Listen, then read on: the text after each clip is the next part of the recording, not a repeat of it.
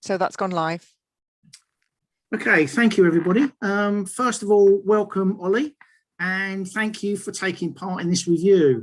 We'll come on to introductions in a short moment, but just first, a few reminders to everybody.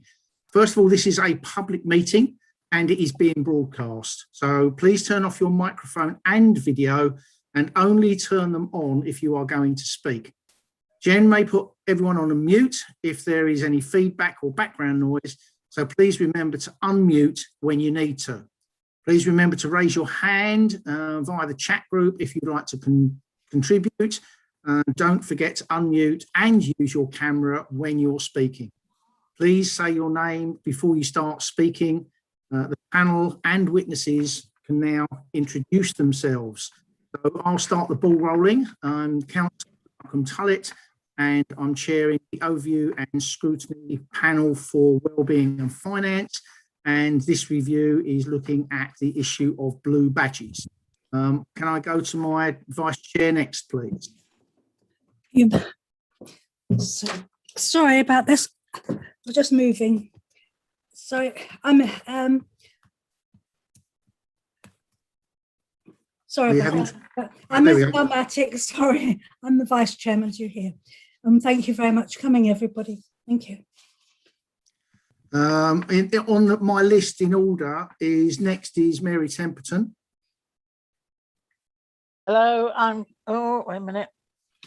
I'm Councillor Mary Temperton for Great Hollands North, and Ollie, I think we've worked on this before. So welcome this afternoon and looking forward to this. Thank you, Mary. And again, if Isabel, if you could just turn your video off now, please. The next one is Michael Brossard. Yes, thank you very much, Chairman. Michael Brossard, Chairman of, sorry, I was Chairman, a Borough Councillor for Central Sandhurst. Freudian slip, Michael, you're after my job. Lizzie Gibson. Thank you, Chair. Councillor Lizzie Gibson, representing Great Hollands South, and I'm also on the Wellbeing and Finance panel with Malcolm. Thank you very much. And Nick Allen. I'm Nick Allen, Councillor for College Town. Thank you very much. We have got two Overview and Scrutiny or Democratic Services people with us at the present moment. Would you just very quickly like to introduce yourselves for the camera, please, Jen and then Lou? I'm Jen Lawson. I'm the Overview and Scrutiny Officer supporting the review. Thank you. And Lou, I know you want to keep in the background, but so that people know who you are. Yes, I am Louise Colley. I'm also a Democratic and Governance Officer here to support. Excellent, that's great. So, Ollie, it's really kind of you to help us out with this particular review. And obviously it's been going on for a little while with regards to the government's approach going back a couple of years now with regards to providing people with hidden disabilities the opportunity of getting a blue badge. And obviously one of the issues that has been sort of highlighted to us is the outcome of your article that you put into the Bracknell News. So if you'd like to give us, if you don't mind, a little bit of background as to why that investigation came about and what you found out and what you think you can help us with regards to improving the lot for basically the residents of Bracknell with hidden disabilities. Okay, sure. Just before I start, can I just check that you can hear me? Yes, I can hear you perfectly. Thank you. Cool.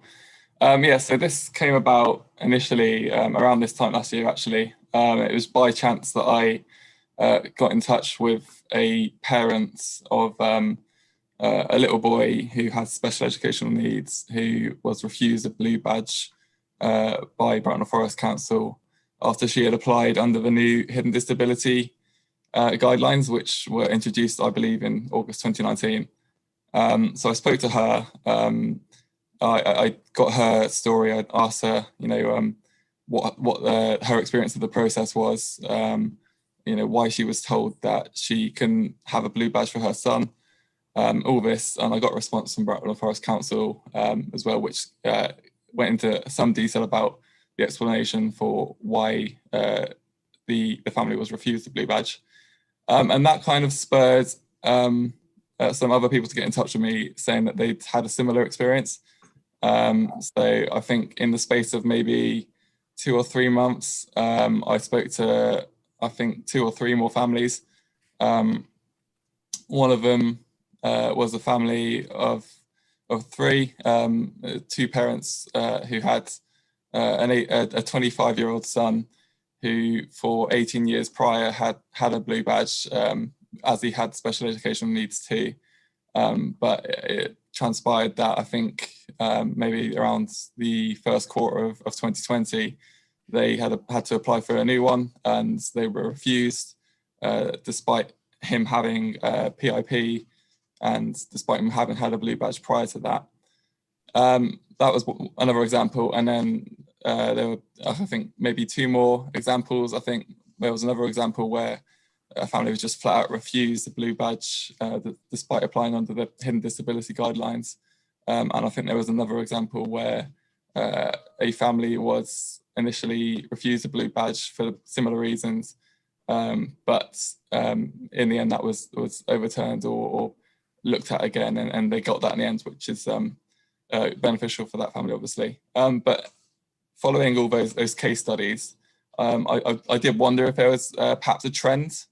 So that kind of motivated me to send a Freedom of Information request to Bracknell Forest Council asking for their data on the number of blue badges that they had, blue badge applications that they had approved from applicants with physical disabilities compared to the number of blue badges they had approved or refused from people with so-called hidden disabilities.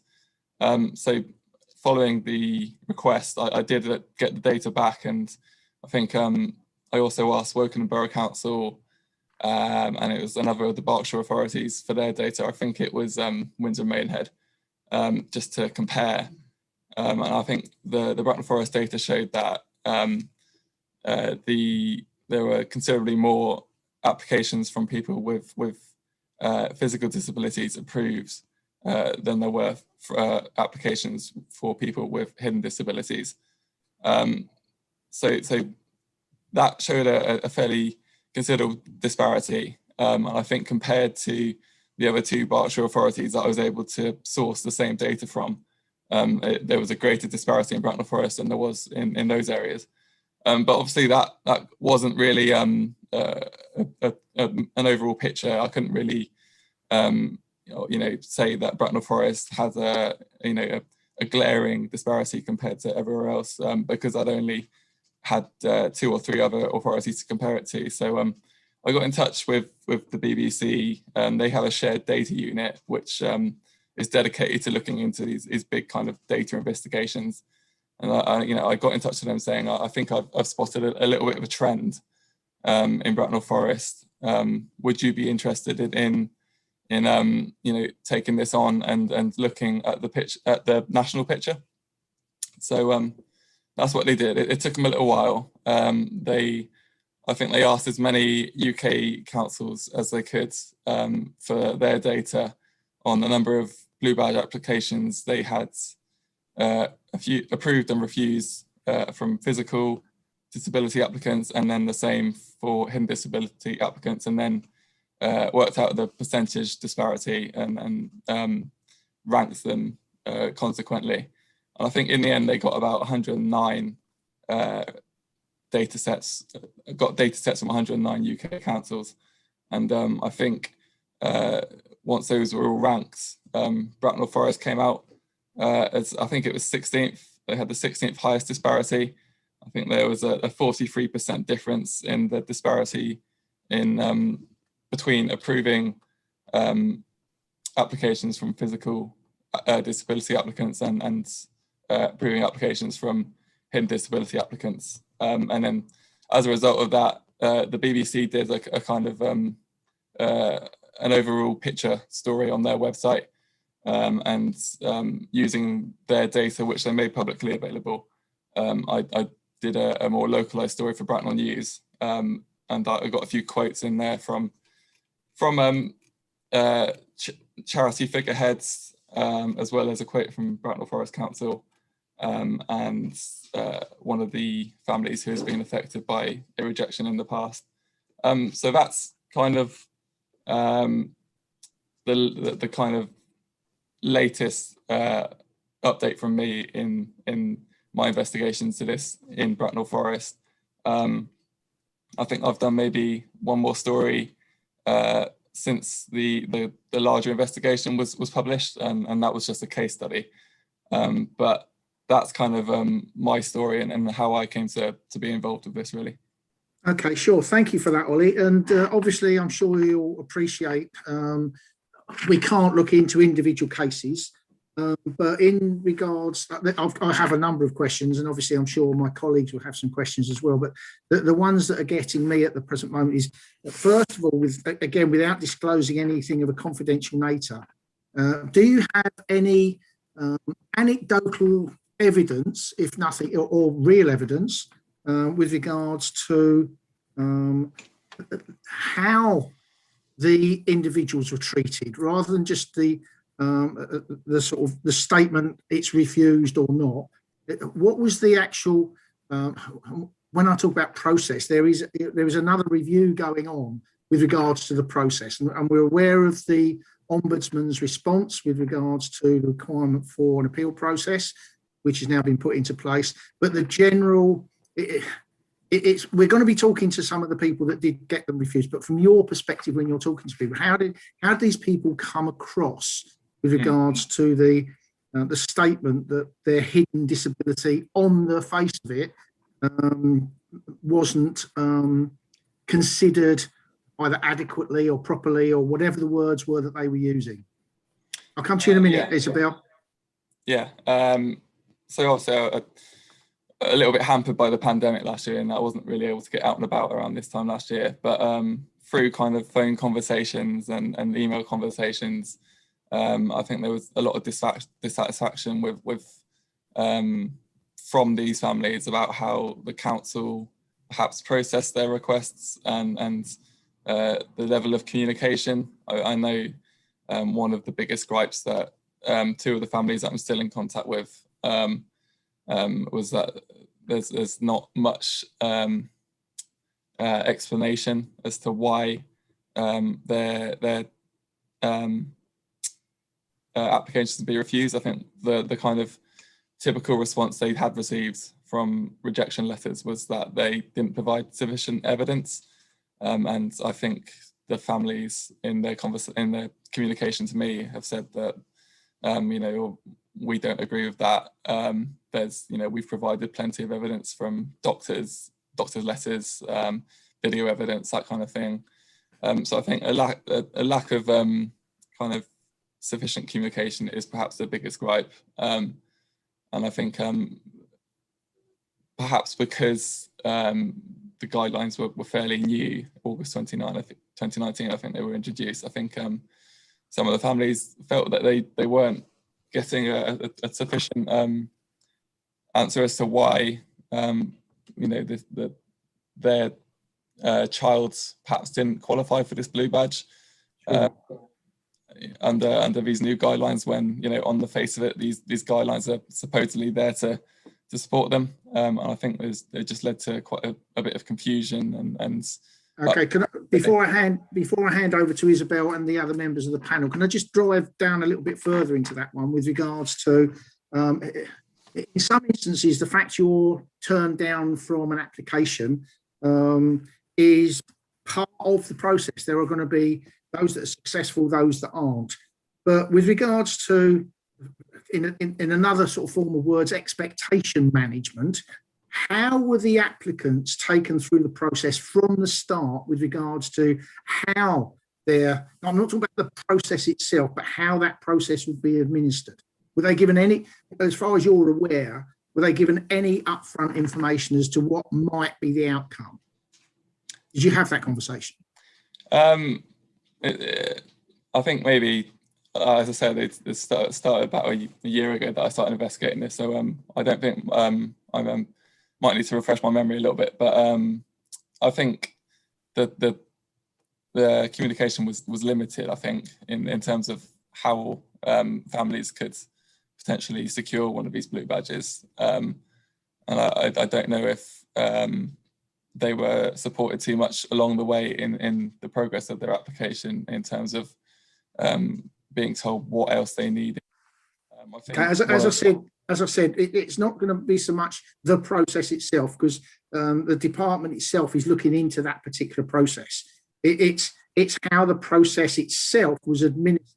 So we as I said, we will be talking to individuals directly, but from your soundings with the wider group, again, without mentioning any sort of names or anything like that, it's just a general feeling as to it is a process, and that's it. There was no sort of guidance through it or anything like that, particularly in variance to the other councils that you've spoken about. What were there any differences in how Bracknell Forest approached it to how any of the other councils that you spoke to approached it? I can't really comment on other councils, I don't think. I've not had too much involvement with other councils other than obtaining FOI data. But I guess the kind of general sense, if that's what you're looking for, is that perhaps these families felt that the administration was perhaps not up to speed. But I think that was because it was a new system. Is that what you think? Yeah, I think that was probably part of it, definitely. I think it's probably more for the families to tell you their experiences of that. All right. At this particular moment, I'm going to step back and leave it to somebody else. The first one is Isabel Mattick, and then we have Lizzie Gibson. Fine. Thank you, Ollie, for that. Interestingly, you've broken it down into two, both the physical and hidden disabilities separately. I do know some people who've actually got both. Did you come across any of those, or did you just put it under one or the other? I think, just from memory, I think it was just primarily people with hidden disabilities, people who had special educational needs. I think obviously we needed to compare the approval rate of hidden disability applicants to the approval rate for physical disability applicants. So I haven't really done too much investigation into the approval rates. I mean, the kind of process for people with physical disabilities. This entire investigation came about because I spoke to someone who was the mother of a little boy with special educational needs. And that's kind of what inspired that investigation into hidden disabilities. Yes, no, I understand. Fine. Thank you very much. Okay, is that it? Okay, Isabel? Well, you either come across them or you don't, and it doesn't, the fact is there's dual disabilities didn't crop up, obviously. So okay. I have to accept that. Thank you. All right, thank you. So it's Lizzie and then Mary. Thank you, Chair. Thank you for coming to talk to us, Ollie. Just following on from Isabel's question, when you say hidden disabilities, are you specifically talking about special educational needs and neurological differences? Because the term hidden disabilities can actually cover physical disabilities that aren't a wheelchair. There's no... Yeah. So, so I think I might have been a bit too specific earlier when I spoke about special educational needs, but I'm talking about hidden disabilities, or I think that the actual term is now non-visible disabilities, which may or may not be physical. Yeah, and I think that covers stuff like Parkinson's as well. It covers autism and dementia. So yeah, it's more than just special educational needs. Yeah. And I wanted to ask, to your knowledge, when these families had been told that they hadn't provided enough evidence prior to their application, when they'd asked for the forms or the link, had they been given any guidance on what sort of evidence would be appropriate, or what specifically to ask the doctors for? or were they not given any guidance or on that basis?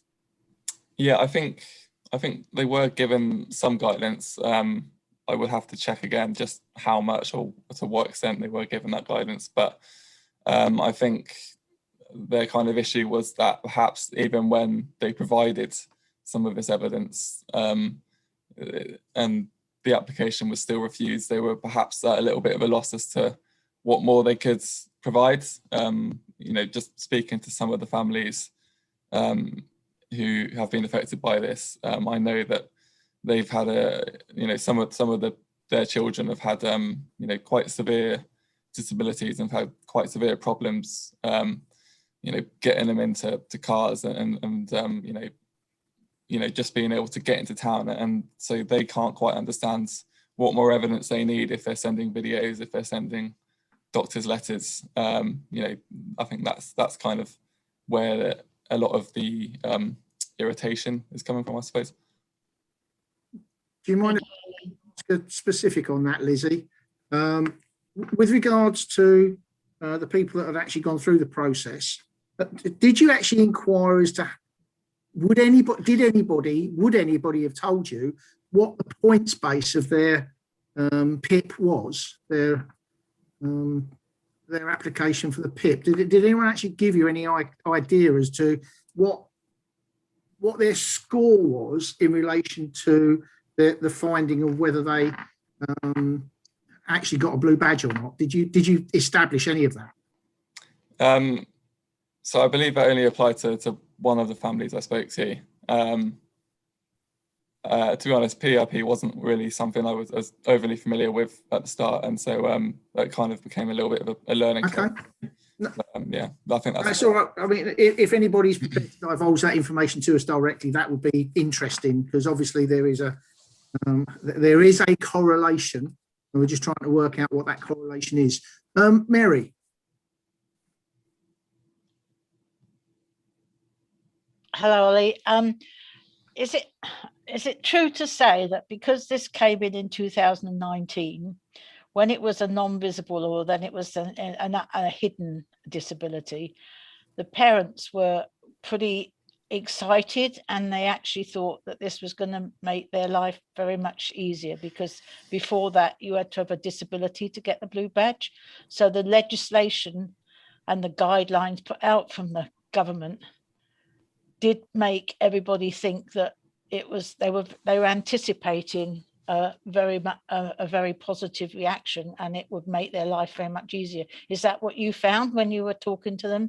Their anticipation of success for these, they really welcomed this guideline, and they really thought that they were going to get, it would change their way of life, enabling them to have this blue badge. Is that what you found? Yeah, definitely. I think the conversations I had with these families, that was, you know, I think that when this legislation was introduced, I think that, you know, they were probably hugely excited about, you know, being able to apply for a blue badge. And, you know, I think the people I've spoken to have said, you know, it would make their lives so much easier, because it would enable them to get into town easier, to go shopping easier, to, you know, just generally give them a kind of sense of safety when they're looking after their children. But I think in the government press release when this legislation was introduced, I think it quoted Grant Shapps saying, "Oh, this will make life easier for more families." But I think, and I think that was the kind of impression that some of these families in Bracknell Forest had, that their lives will get easier. But I don't think, for the families I've spoken to anyway, that's been the case thus far. Yeah, sorry to butt in again, Mary, but as this comes back to this thing about expectation management, were they set up to fail? What do you mean, sorry? Well, were they encouraged to apply, thinking that they would get from the government, but actually not being given the skills and the information to enable them to succeed? Yeah, I think you know, a lot of the families would have liked a lot more clearer instruction into how they would be able to get one of these blue badges. I think it was quite difficult for a lot of them to, you know, not only firstly include what they needed to include in their applications, but following rejections, finds what else they needed to include, after they were told that they couldn't have one. Can I also ask? Please carry on. When they have been refused, they're allowed to appeal. Are they? I think they are now. They are now. Yes. Allowed to appeal. And was any more information given to them other than, well, you said they got limited information in the refusal. So did that enable them to make a more successful, more detailed and more informative appeal? Or did they just had to hope that the second time round it would be more successful? Yeah, I think it was more about hope than anything. I know in some of the rejection letters that some of the families got that they weren't told what else or what more they should include in their applications. I know from some of the quotes I've got from the council that it's always said that families are welcome to apply again, but without giving any indication of how someone goes about getting a blue badge if they're applying on someone's behalf of a non-visible disability. Thank you. Thanks. Okay. Has anybody else got any? Oh, we've got some more coming up. I think it's Nick next, then I think it's Isabel again, unless that's a legacy hand, Isabel. But I've got Nick, Alex, and then Isabel if it's a relevant hand. No, it's a new question. Okay, Nick first, and then yourself, Isabel. You're on mute, Nick. Apologies. Yeah, Ollie, did you get the impression from the people that were filling in the forms and getting rejections that the forms were still very much aligned to physical disability? Because I remember filling one of the forms in the past, and basically it was all about how far you could walk and all that sort of stuff. It was really aimed at physical disabilities. Do you know if the forms had been changed to account for hidden disabilities? I can't say if they've been changed, but I do remember a conversation where I think definitely one family said, it seems like we're applying for a blue badge because our son's got a physical disability, when obviously, right, they had a non-visible disability. So I do think that was a factor initially. Really good question, Nick. I think we'll keep that theme going actually through the reviews. I think it's very important, because if the questions aren't aimed at hidden disabilities, or no questions aimed at hidden disabilities, then you're a loser. Absolutely. No, excellent question. Thank you for that. And as I say, we'll keep that one going, Jen, and we'll keep asking that question right the way through, I think. Who was next? Oh, Isabel again. Thank you. Ollie, during this investigation, I know that one family brought in another family into the equation, which we had to refuse, and quite rightly, because nobody has the right to talk about another family. If this cropped up with you, did you totally disregard the further reference, or perhaps you didn't come across it? Do you mean? Sorry, what do you mean? Do you mean, did I compare? No, I'm saying, supposing I was eligible for a blue badge, and I know somebody else had been turned down, and I said, well, Joe Bloggs had theirs turned down, etc. I hope, did you ignore that, or did you include it, even though you hadn't spoken to the family? I think it was definitely something that some of the families raised. I think, people, especially like the special educational needs community, I think, people kind of know each other, and therefore, one family might see another family who has a blue badge for their child with a SEN. But, when I'm reporting a case study, that's not something I would have included in my copy.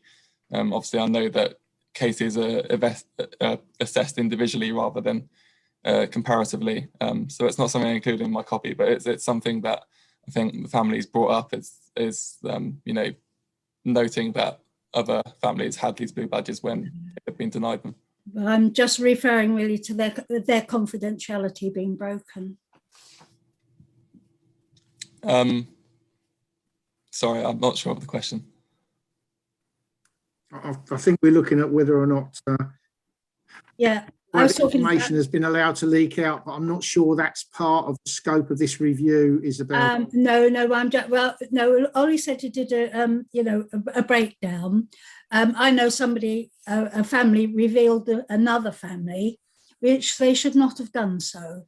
And I'm just saying, did you ignore that and not follow it through? Did you join together any confidential information between your subjects? Not that I'm aware of. Was there any overlapping data? I think is what the only sort of real question we could ask there. I'm not sure how we can move that one forward, but was there any conflicting, overlapping or confusing data between the subjects that you spoke to? No, not that I'm aware of. No. All right, I think we'll leave it at that. No, fine. I see no other hands up in the room. And Michael, yes. Someone's waving in the distance. Michael Brossard. Yes, apologies. For some reason, I can't show my hand, but not to worry. Ollie, thank you for that information. Really, the question I was going to ask, because I know you've had interaction with the parents on more than one occasion, have there been any cases where, in fact, the decision has subsequently been reversed? In other words, from a refusal to an acceptance based on additional information that had been provided?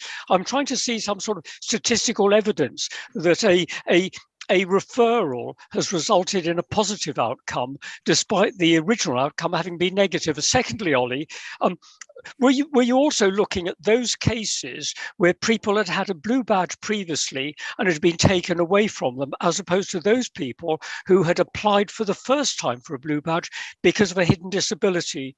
I appreciate the numbers are quite small, but it's just to try and get an overview of how you felt the numbers actually turned out.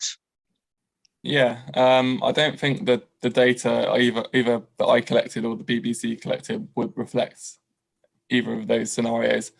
But anecdotally, I do know that one family I spoke to initially had a rejection letter, and then subsequently they got an approval a few weeks later. And then equally, I know one family had a blue badge for several years, and then they applied under the new guidelines and it was refused. So that's not reflected in the statistics, but it's something I've covered anecdotally. No, that's interesting. Thank you. Is there anything else, Michael? And by the way, can I just ask everybody, once you actually start talking, would you please leave your video on until the question is finished and the answer is given, please? Michael Brossard, was that the answer, an answer to your question? Yes, it was. Thank you very much, Chairman. Thank you. All right, thank you.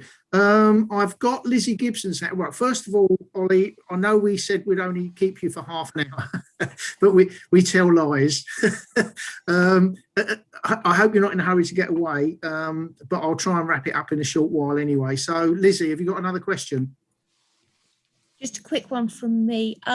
Ollie, in a lot of your responses, you've talked about the parents of the people.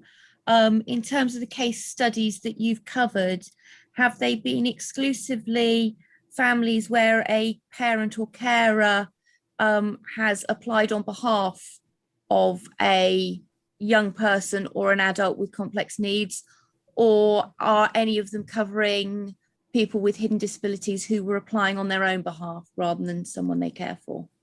Yeah, no, it was all the former. I think I've probably done about 5 stories where I've just focused on a case study, and they've all been instances where I've spoken to a parent who has applied on behalf of their child or another family member. I haven't come across someone with a non-visible disability who's applied on their own behalf.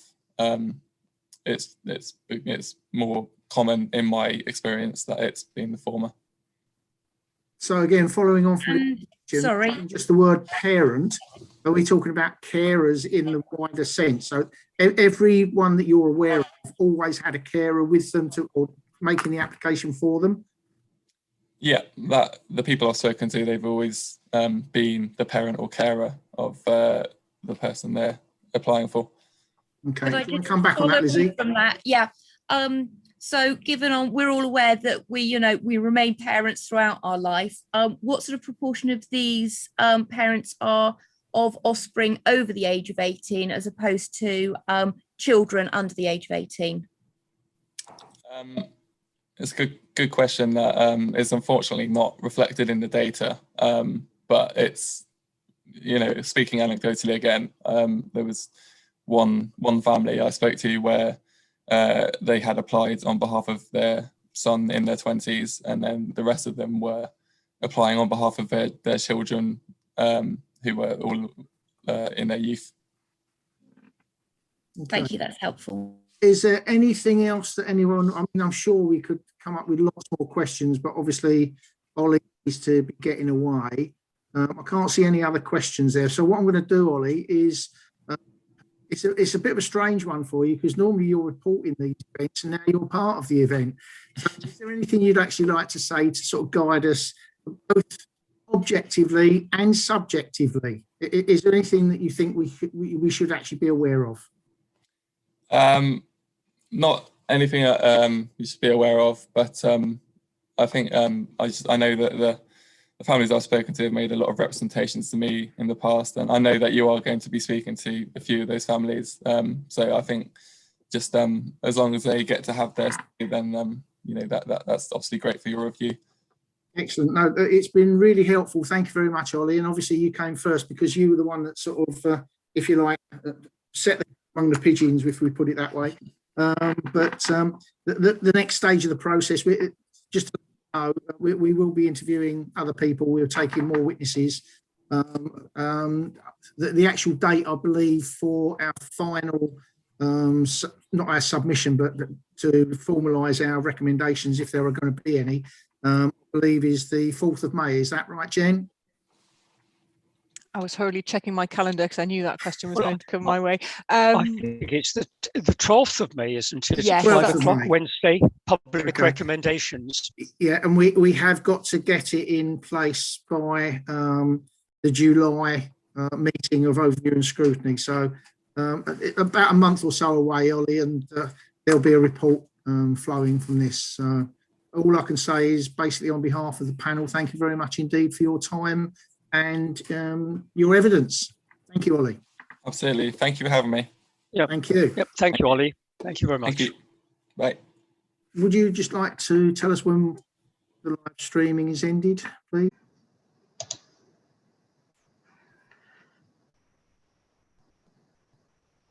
Are we ready?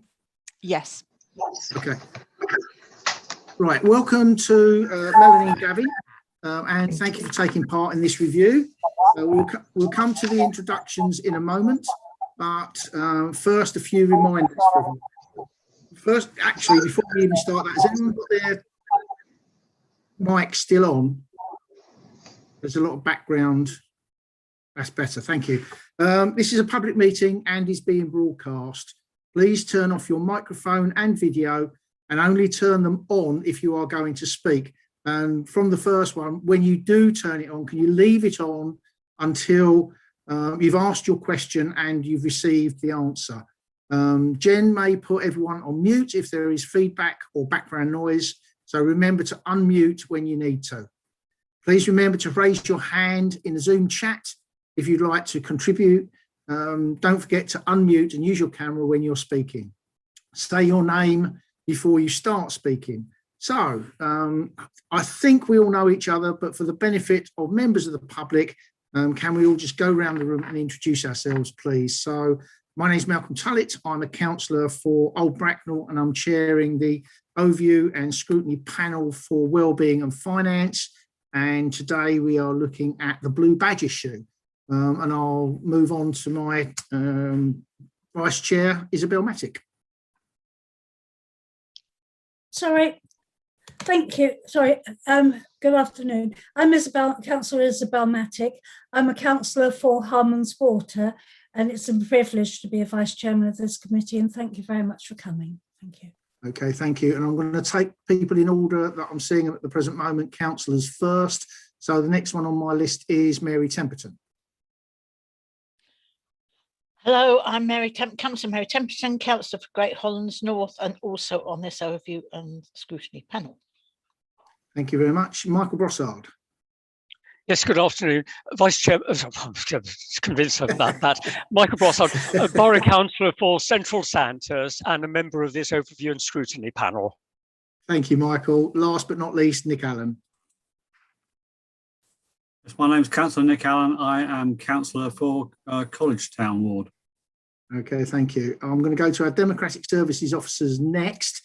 So first of all, Jen, although I can't see if Lee's still on here or not. No, she's not. Oh, just you, Jen. Louise left, yes. It's Jen Lawson. I'm the Governance and Scrutiny Officer supporting the review. Okay, thank you. And our two invitees, which will be Melanie O'Rourke first. I'm Melanie O'Rourke and I'm the Assistant Director for Adult Social Care Operations. Part of my portfolio is Blue Badges. Thank you very much. And Gavin Austin.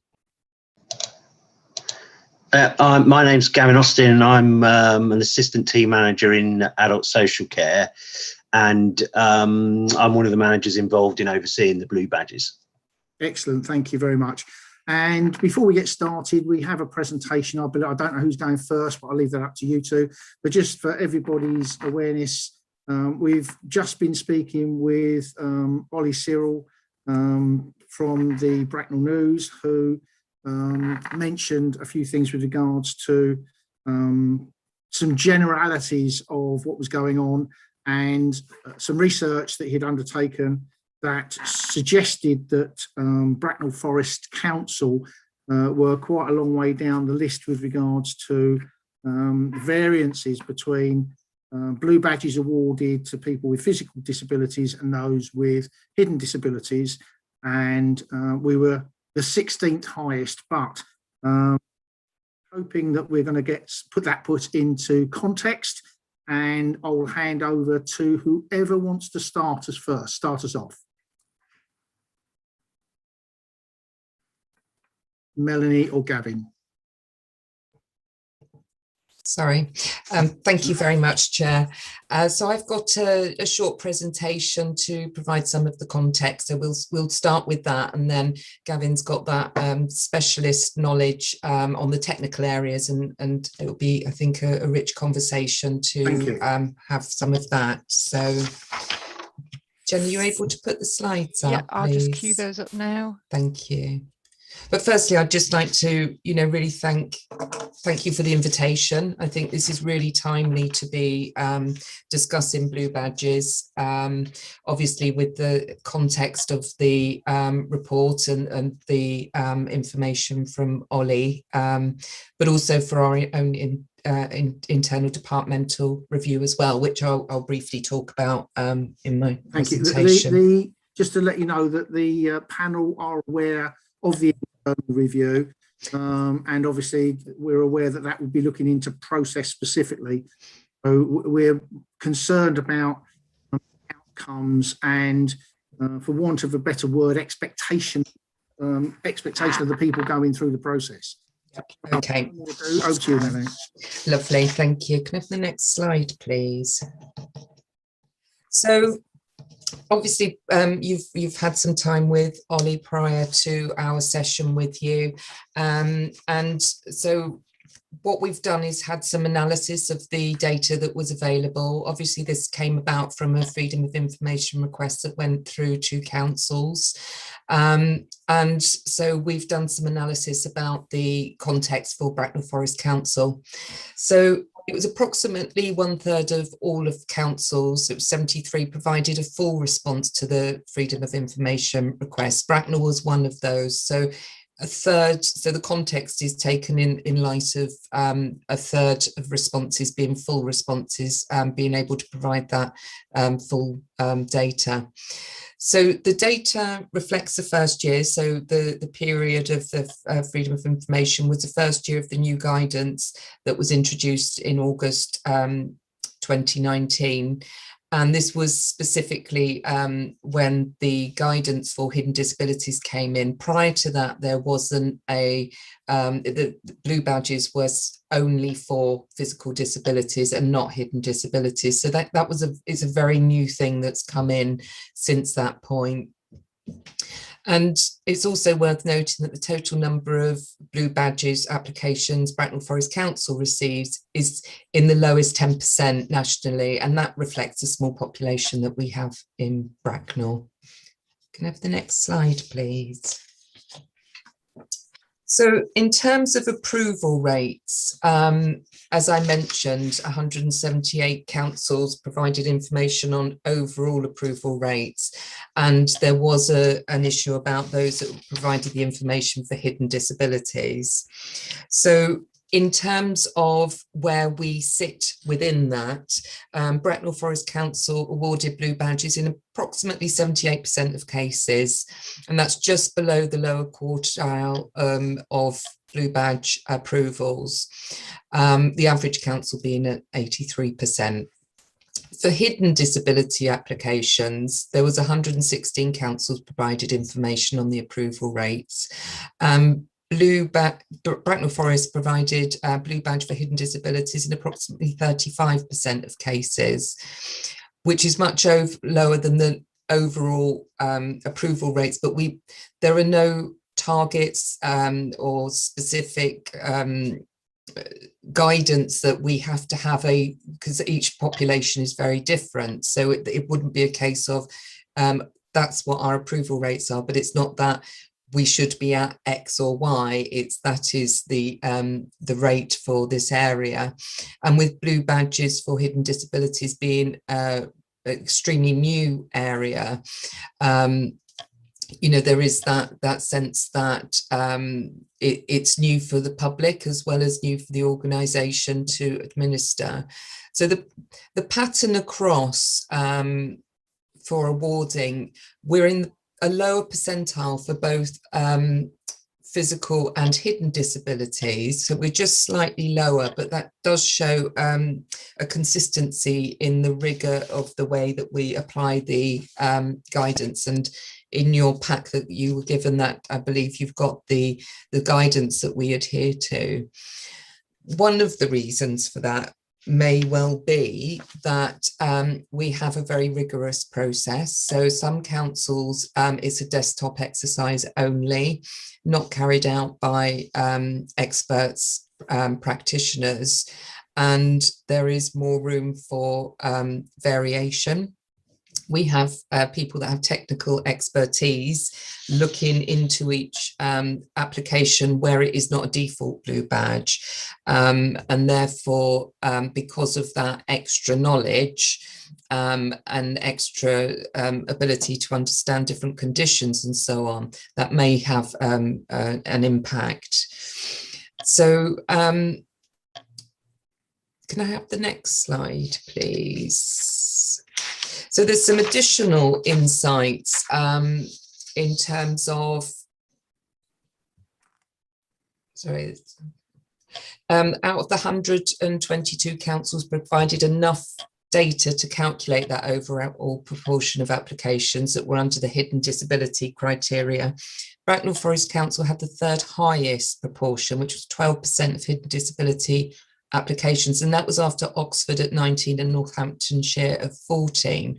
So we have a substantially higher proportion of applications compared to other areas, but that doesn't necessarily correlate to a specific need within the Bracknell area. There may be, because we've had quite a lot of interest in this issue over the last year, it might have created more applications coming through. So out of all of the blue badges issued, 5.5% were hidden disabilities, and the average across the country is 4.2. And on the graph on the right, it just shows you the sort of national position and where we are sitting. So 5.5% in Bracknell, 4.2% across the rest of the country. Can I have the next slide, please? So the other context of this, obviously there's the data that was provided as part of the freedom of information, but also I looked at the complaints data, and one of the things that we wanted to do was obviously look at what what people are saying. Obviously, this review comes at a really good point in terms of wishing to redesign, relook at how we provide blue badges, both in terms of our process, well, in terms of process, but also how we have dialogues with community. So I think the outcomes of this review will be really helpful. You may have spotted the mistake in here. So out of this is the second mistake, so this is a nearer version. We had 36 complaints for adult social care during the year 2020-2021. 3 of these related to, of the 36 related to blue badges, and that's 10%, not 1.08%. 174 would have been a bit different, wouldn't it? It would have been, yes. So having looked into these blue badge complaints, two were for hidden disabilities, and I'll talk about the outcomes for those in a moment, and one was for physical disability. So for the 2 hidden disabilities, I've labelled them A and B. Both of those went through to the Ombudsman, through the complaints process, and then on to the Ombudsman. So for one of those, there was a change to the appeals process. That was a recommendation, which we completed at the time. So that was completed during the process. The other Ombudsman case found no failing by the council in the decision made, and the process followed. And then the one case for physical disabilities was an administrative error, which was resolved. So that gives the context of the complaints that we've had. We've provided learning, we're continually learning, particularly with hidden blue badges, as it's a new area. And it just kind of gives a context of how it sits within the adult social care complaints. Can I have the next slide, please? So what does good look like? To me, it's not a number. There's not a target. I want to get to X number of blue badges, or so many are turned down, and or anything like that. It is clearly about having clear and accessible information for people, so that they know straight off if it is something that they're likely to be eligible for. There's information nationally on the Gov website, but there's also information locally. So we'll be reviewing our information as part of our next steps. And then, of course, making sure, the guidance, it's not for us to dictate the guidance. The guidance is set by the Department for Transport. And so it's about making sure that we apply that accurately and consistently within the guidance. And then one thing that I think we should be proud of in Bracknell Forest is, and I say not every area does this, but making sure we have expert assessors that are completing the assessments, that we have skilled and well-trained professionals. And that again is something we'll be looking at to make sure that as we do our skills audit, to make sure that we have for the future got that right team in place. And of course, within the guidance, it talks about the process and the timeframes within that. So obviously the areas we can have targets and we can make sure that there's that compliance is about making sure that it's completed in a timely manner and that we communicate effectively. So that's kind of where we would like to get to, where we already are to some extent, but that stays within that. But that's kind of some of the thinking when we look at our departmental review. So if we can just go on, so the next one. So what I'm going to do now is just give you an overview of the review. I think firstly, it's say why it's come about. Obviously, we've had 2 ombudsman cases that and 1 complaint. We always learn from complaints, learn from ombudsman cases, both from the technical part, but the experience of the individual as well, as they've been through a process. It's not easy. It's time consuming for the individual, and people do it from a point of frustration often, or a sense that things haven't been done correctly. So we obviously cannot ignore that we have had the complaints, and the investigations and the learning from that. I think the pandemic has also changed things for individuals. Our mobility assessments were, so for the physical disability, the mobility assessments were taken at place in people's homes and done in a very specific way. And we're looking at, we haven't been doing that, we've been doing things in a different way during COVID, and we want to look at what our model for those assessments will look like moving into the future.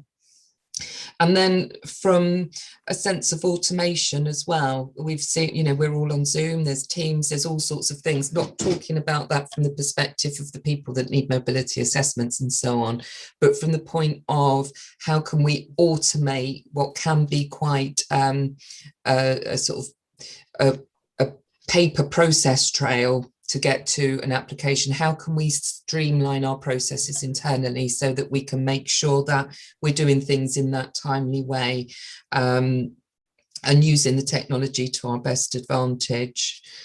And then the other part, one of the other reasons for the review is looking at the blend of officers that we have who are responsible. A lot sits on Gavin's shoulders, and this is one part of one post. We have a mobility assessor at present that is dedicated, but we want to also look at, we consult with other practitioners, particularly around cases with children, cases of Asperger's, cases of dementia, cases particularly around the hidden disability.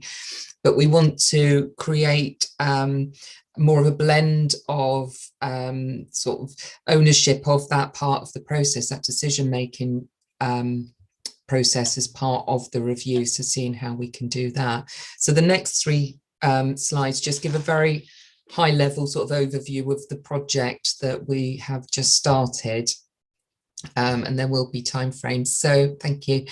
So what we're looking at, as I said, is the process, looking at the feedback we've seen, looking at automation in the longer term from an internal point of view. From an organisational design perspective, where do blue badges sit within the organisation? And I believe that part of this review process, you'll be looking at sort of other practices in other organisations. Quite often it will sit at the customer services as people come through the organisation. So need to think about where it sits. The technical expertise obviously needs to sit within the people directorate and the expert knowledge there.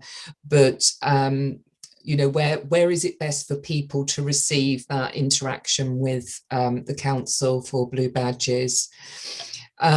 Looking at that sort of matrix team of a blend of people with different specialisms as part of it, and looking at the capacity within each section to work within those revised processes. And then training. Training's a continual thing. We don't train, tick and go. We will always be learning, looking at research, looking at guidance, you know, making sure that the model fits for both hidden disabilities and physical disabilities. So doing that gap analysis and that training of the teams who, for both staff that will be specifically working with blue badges and decision making, but also looking at all staff, because sometimes if, you know, a staff member could recommend, say, yes, I think that person needs a blue badge, but without that sort of background knowledge of what really matters within that. So we want everyone to have a really fair and good awareness of blue badges. And then in terms of engagement and communication, obviously this review is great timing. We want to learn from this as part of our process. And, you know, talking to people, learning from our own liaisons with individuals as part of the process with the applicants, and looking at best practice from other local authorities. And then in transitioning to a new world, as I've mentioned, we've not been able to do the face-to-face in the same way during COVID. So we are looking at potentially having blue badge clinics around the borough. This is within the scope of the project, whereby people could, and this is often where other local authorities provide a clinic where people would come to a clinic and have their assessment with those experts. So that's something we want to look at as part of this, making sure that, you know, we can prove the process and the structure as prior to the go live. And then what we would be looking to do, as we should with any project, is after 6 months doing that reevaluation and check-in, and obviously continual improvement during that time, but also putting in a review at 6 months after go live. And I've got the timeframes on, I don't know if it's the next slide. The next slide. So I think that just really says the bit we've talked about. So if we go on to the next one, kind of gives you, we're currently looking at our processes, organisational design, and then between June and September, that will be our period of time when we're looking at what our model of delivery will be, how we'll do our training, moving into transition. So from the 1st of September, that will be the point where we will apply our new model. And then from that September date, having a 6-month marker where we can review, and that might be something this overview and scrutiny review committee would like to be involved with at that point, 6 months from September, to be part of that review process. But obviously that's for the committee to consider. So that's my slides. So, Melanie, would you like us to ask questions now of you at the high level end of the presentation, or I think that would be the better option because I've got a few of my own already. Yes, that's absolutely. That was a great, very concise presentation. So thank you for making it concise. But if you're okay, can we start asking you questions now? Yeah, of course. Gavin? I'd like to hog it at the moment. I can see Mary Temperton wants to ask a question, but if you don't mind, I'm trying to pick up something with regards to a couple of comments you made along the way. I'm trying to link them together. You're mentioning about the use of experts, which is okay, that's fine, and it is not a default position. You mentioned later on it's not it's the idea is not a default position. You mentioned about the idea of fairness, and the question is two-pronged in a way. It's what is the level of professional opinion that we've lost you. What's the level of professional opinion? Are we okay, Jen? I can see something funny happening on the. Oh, it's just Michael Ross. It all looks fine. Something did pop up, but that's all right. It's gone. It's gone. That's all right. I'm sorry. It's gone. Right. It's the level of professional opinion and how that fits into the scheme of things. Whereas the guidelines do have a level of automatic granting when someone reaches 8 points on their not mobility, but moving around section of the question. So I can't get my head around that. Okay, so when we get to Gavin, we can get into some of the technicals of the process, but in that sort of high level, some people will automatically, because of their condition, they will automatically receive a blue badge, and that is just a default, and that is as it is. And Gavin will talk a little bit about the criteria and how that works. The part around the professional opinion is where it is not clear. We then have a look at that so that we can make that judgment and look at those nuances. So it's not just an automatic yes, no. If there is sense that there's grounds for a blue badge, if I was to apply for one, I think Gavin would turn me down immediately. I would turn me down as well. You know, so there's some that are absolutely no. There are some that are absolutely yes.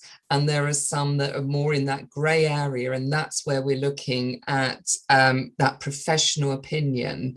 And we have that range of people. So for Gavin, as an occupational therapist, can look at that and make that judgment. Our mobility assessor as a physiotherapist can look and make that judgment. We can then work with colleagues in our other teams, be it learning disabilities, children's disabilities, mental health services, to really understand the information that's presented to us and whether that fits within the guidance. Okay, so this may be a question for Gavin. I'm thinking, I'm trying to get it at a higher level. Do we know how many differences of opinion there have been between the general practitioner with regards to their medical documentation that's coming to you as part of the application and your own specialists? How many, particularly at that crossover point? If we're talking about 8 points and you get one automatically, what you're saying is that the discussion goes on in how to derive those points in the first place.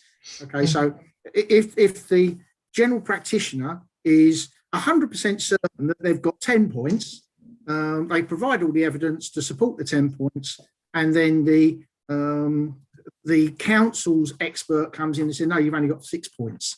Any of those are happening?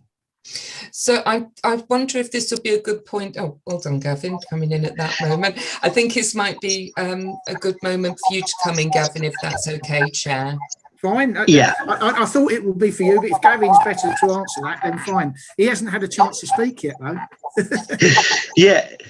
I mean, it's just because what you're talking about is there's certain awards that people receive. Now that might be the personal independence payment, which is split between the mobility component and the planning and following routes component. And there's specific, now that's done by the Department for Work and Pensions. They're the ones who award that. There's also and they have their own assessors. Now the point is with blue badges on the automatic criteria, and there's, if you're severely sight impaired, for instance, it's an automatic. So you either have those awards or not. So if you've got 10, I think it's 8 points or more on the mobility score getting around, you are then eligible for the badge. And if you score 10 points specifically on the PIP payment for planning and following routes, you're eligible for the badge. But anything other than that on the PIP, you're not eligible. Then you go into the type. Can I just stop you there? And I'm looking at the .gov.uk website as I'm speaking. It says determining blue badge eligibility. What that word? People who score 8 points or more in the moving around activity, which is obviously to do with physical disability, on personal independence payment, are automatically eligible for a blue badge. So that's right. Yeah, but you said 10 points. No, but there's the second descriptor is the planning and following journey. So yeah, it's 8 points or more for moving around, and we don't even need to look at that. As long as we've seen the evidence for it, you get the badge. It just goes through our admin. That doesn't get to anyone to second guess that. If you're in receipt of that award, that just makes you automatically eligible for the badge. So if you see what I mean, it then is just a process of going through the process and getting that badge out. There's another descriptor as well, where if you get 10 points in that, you would also be eligible for the badge. And it's the same with, like, there are other awards as well, like, you know, like the war disabilities and things like that, you know, that you make you automatically eligible. So you either get them or you don't.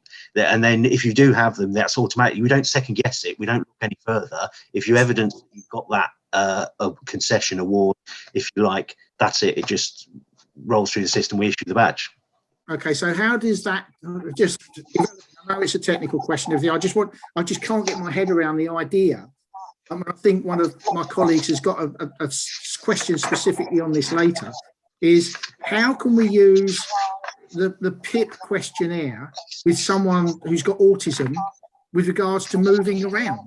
You know, because they're probably really capable of moving around, yet they can't move around under their own steam, or they bump into things, or I don't know, it's they hurt themselves when they're moving around. How does that all fit together? So there's two types of eligibility. You've got type 1 eligibility, eligible without further assessment, which is the things you're talking about, which means we don't have to look at it anymore. They're just eligible on those criteria. And then you've got type 2 eligibility, where you then are doing an assessment of the evidence that has been provided or that we have access to.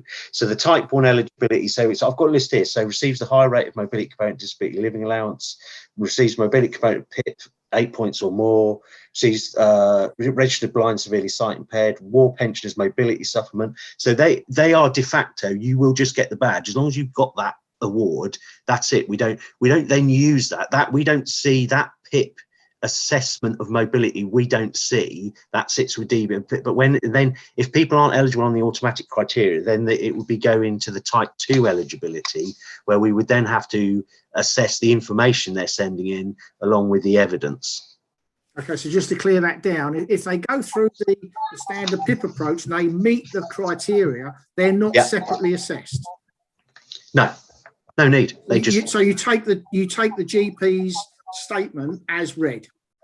No, there's no GP statement. It comes from the awarding body. So you're talking about a GP letter, for instance. Now, it used to be, before the guidance was changed in 2012, what they found was a lot of GPs were caught in a bit of a predicament where they were the ones issuing the badges, and it was felt that put them, compromised their impartiality, if you like.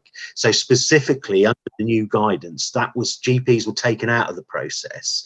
So a GP might send a letter saying, well, I support their application for a badge, but in effect, we're specifically told in the guidance that you cannot take that as the sole reason to issue a badge. You still need to meet the criteria. And are the applicants told that?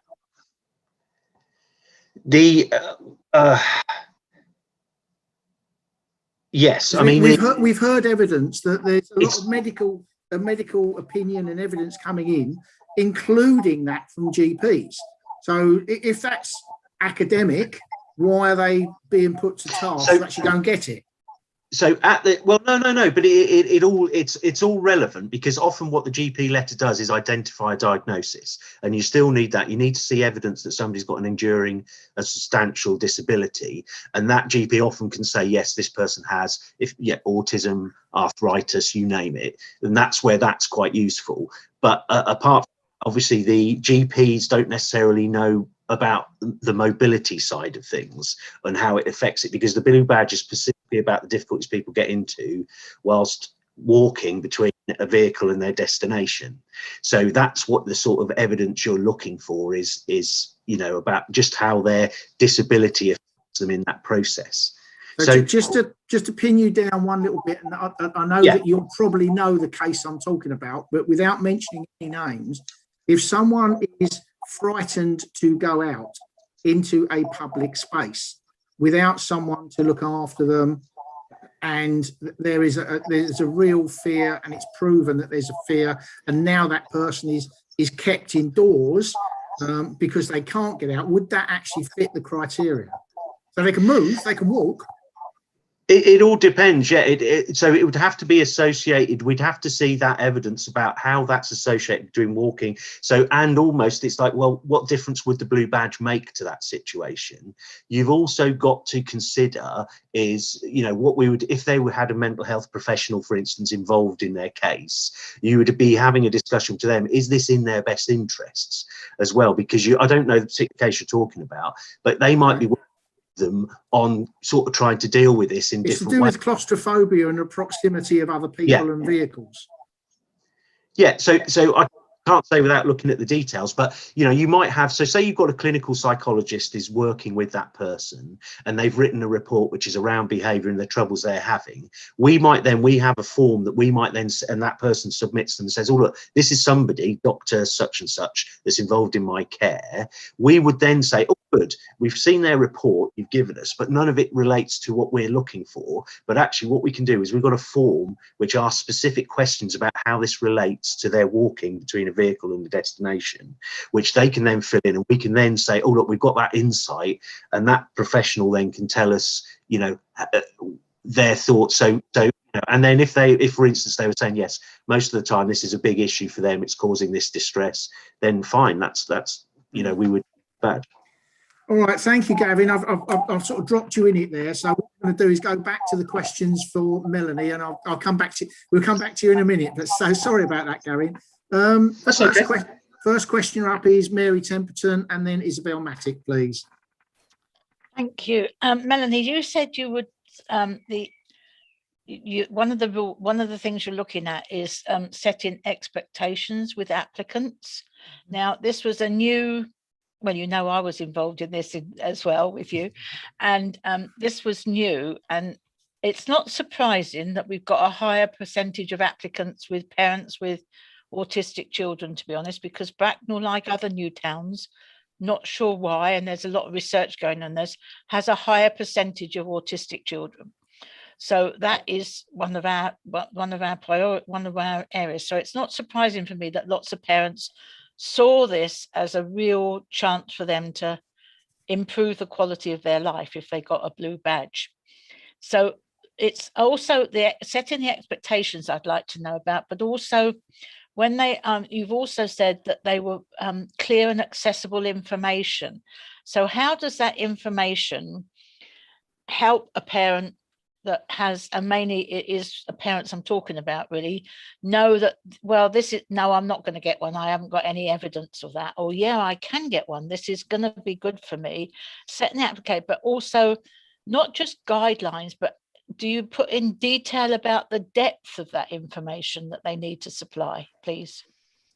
Thank you. It's a really good question, and that's something that, you know, in terms of complaints, worries, concerns, the clearer we can have our information, the better. And so that's one of the areas as we look at, you know, our review is looking at that and looking at it through the lens, not as me as a practitioner, but looking at it through the lens of somebody who may be making that application. And I think one of the challenges is this is very new. So, you know, people, I think, have got their own in their mind. If it's for physical disability, it's like, well, no, I wouldn't be eligible, or I might be. And actually for hidden, it's not as, you know, it's the numbers are much lower. It's a very new thing. So people won't necessarily have that sense of what those thresholds are. So that's part of the work of, you know, making sure that we are accessible, that, you know, we've made some changes to our website from the previous ombudsman case,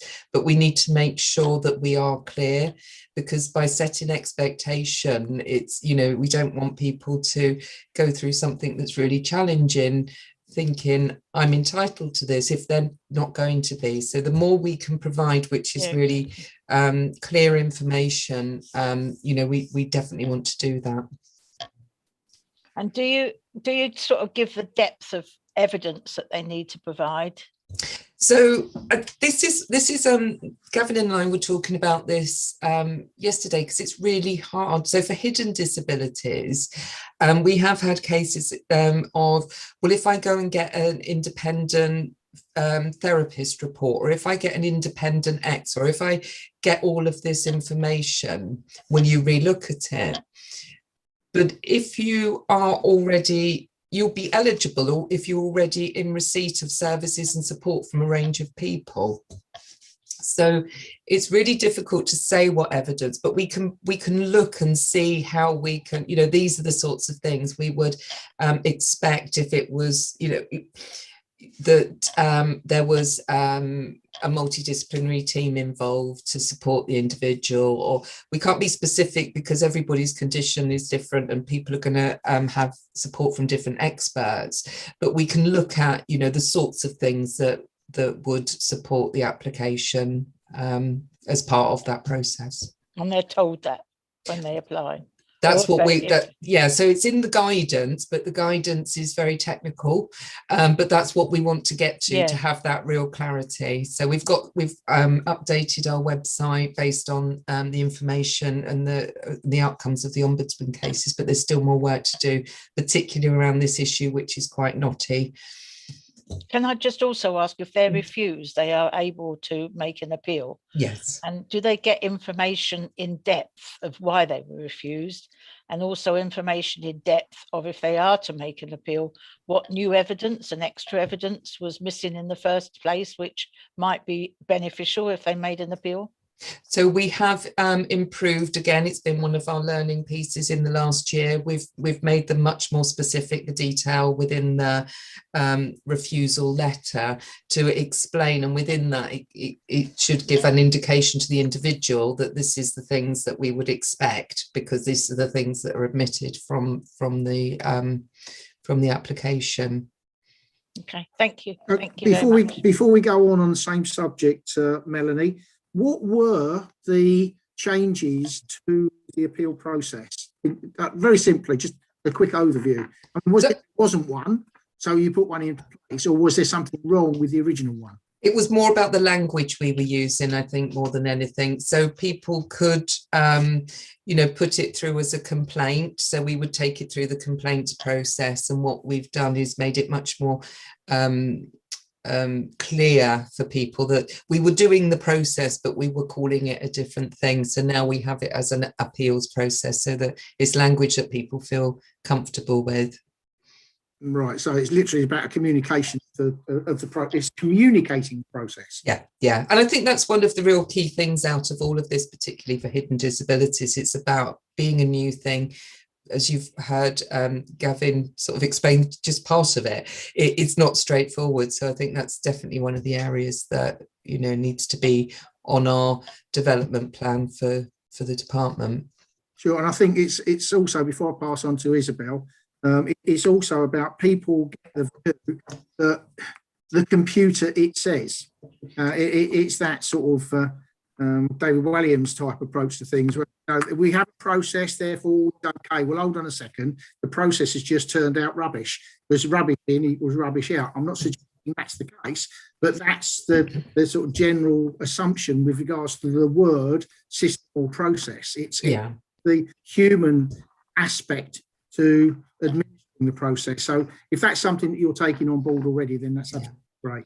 Yeah, and part of that, we are getting some transformation support from the corporate centre. So there will be lots of questions that we would just assume that's fine, that, you know, that's how we do it. So we're really going to welcome that support, because that sort of naive inquiry into, well, why do you do it like that, or why do you communicate it like that, or why does it say that, is going to be really helpful to have that other lens looking at our processes and the way we do things. And just to make a backwards link, we have now been asked by your own public health team to share some of the comments and best practice that we found in the isolation and loneliness review, because it was all about communication. Yeah. Nearly all of it was about, you know, people need to understand what's going on, and different communities weren't understanding in the same way as another community. So it's cross-cutting. Cross-cutting. Yeah. Anyway, sorry, Isabel. Thank you. Sorry, I've got several questions, I'm afraid. Right. Can you answer how many people were turned down but on appeal were reinstated? I haven't got that number off the top of my head, but I can get that figure to you if that's okay. Yes, because please, that would be very useful for them. All I say, the damage it does to families and the concerns and help is actually astronomical. It really is very, very difficult, and that's why I asked the question. Secondly, those who've got particularly hidden disabilities, they require consistency. And Malcolm did say, you know, when they have a parking, a blue badge, and they can go and park, they're familiar with where they are. It's essential for some of those, particularly with autism, etc. They have to know where they are and where they're going. They need that comfort zone, really. If they're having to park in a different place because they no longer have a blue badge, they're very unfamiliar, and it does cause problems. Thirdly, the administrative error.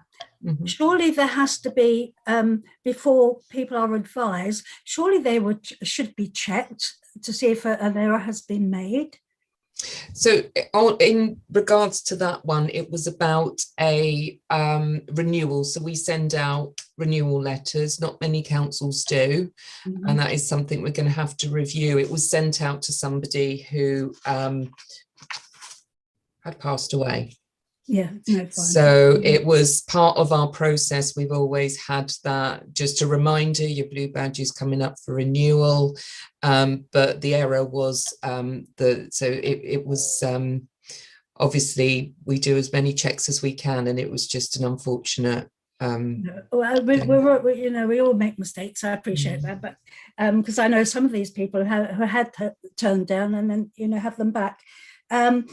As I've already said, routine is essential, and I think a lot of people do not realise the impact it has on the whole of the family. And I think that we have to be very careful and very sure of the evidence that we're basing this on. We can't afford to upset people, because then when do they come back and trust us? I think that's vitally important. I'm sorry, but that's our role and your role as well. So thank you for allowing me to say that. Thank you. Okay, thank you. Have you got any? Is everything answered? Okay. We have Nick Allen next. Nick. Yes, thank you. I don't know whether it's a question for Gavin or Melanie actually, but it's to do with whether we were, up and running day one with, after the legislation came out, changing the include hidden disabilities, because I got, was there I know that there's currently a separate form for hidden disabilities to the one for physical disabilities. Was that the case day one? Because I got the impression that there were people with hidden disabilities trying to fill out the physical disabilities form and then getting turned down. Oh, Gavin's just coming in at the perfect moment. Yeah, should I answer that? I mean, sorry, before go you back do, to. can you add to that, Gavin, the subject, the situation where someone's got both physical. I was going to come to that afterwards. Oh, sorry. Okay, Alan. Yep. Nick, Yeah. sorry. Yeah, go on. Just to go back to what you're saying for Councillor Tullett about that communication, that is definitely turned out to be the key. And I think that's been, like Melanie said, one of the big learning curves where, particularly with hidden disabilities, what we've learned is the more information, the better. And I think initially, in what Councillor Allen was saying was initially we were just trying to absorb the new criteria, and initially we slowed the process down to make sure we were getting the decisions right.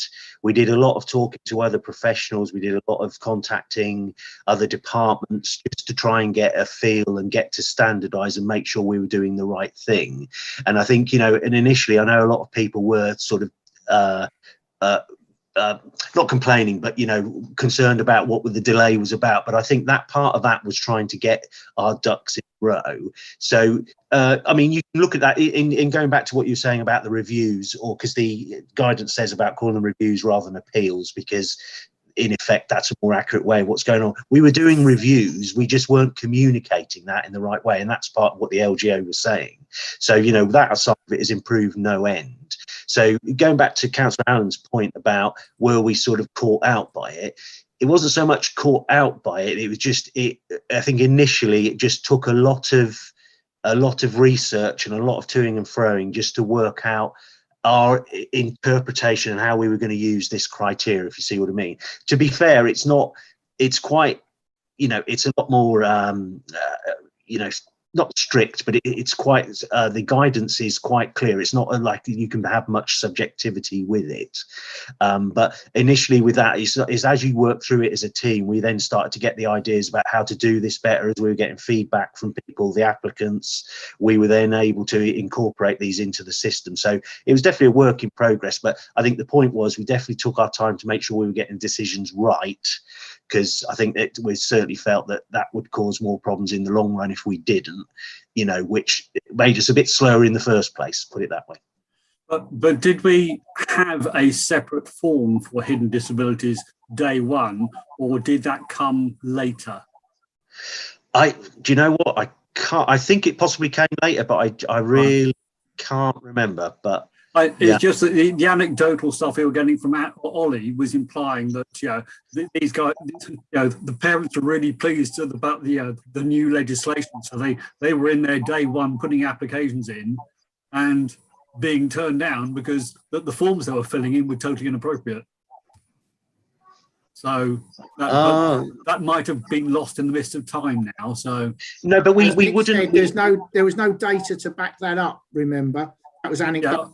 So it was a bit anecdotal on that.